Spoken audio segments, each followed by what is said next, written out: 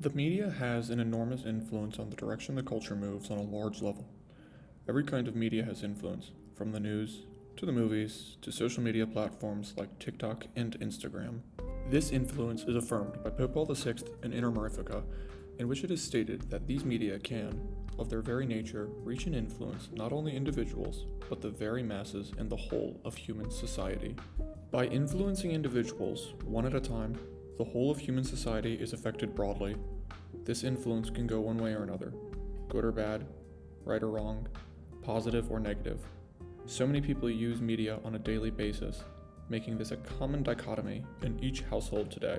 As Pope John Paul II puts it so articulately in his document, The Media and the Family, A Risk in Richness, the media are welcomed daily as a familiar guest in many homes and family. However, with such wide influence, the media has the potential to bring a catastrophic or wonderful effect.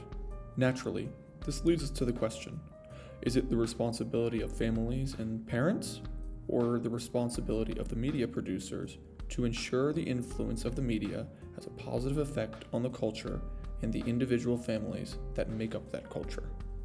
Let's examine what church authorities have to say.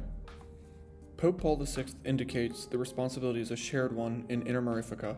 He states that parents have a duty to prevent their children from being exposed to morally harmful material. The Pope does state, however, that despite the fact parents have a duty to protect their children, the primary responsibility falls upon the producers and broadcasters of said media.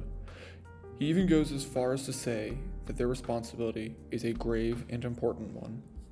Pope John Paul II makes a similar statement in The Media and the Family, A Risk and Richness.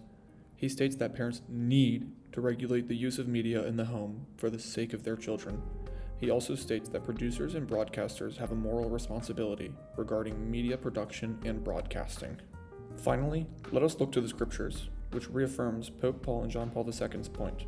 Specifically, let us look to the Gospel of Mark in chapter 9, verse 24, which reads, "Whoever causes one of these little ones who believe in me to sin, it would be better for him if a great millstone were hung round his neck and he were thrown in the sea."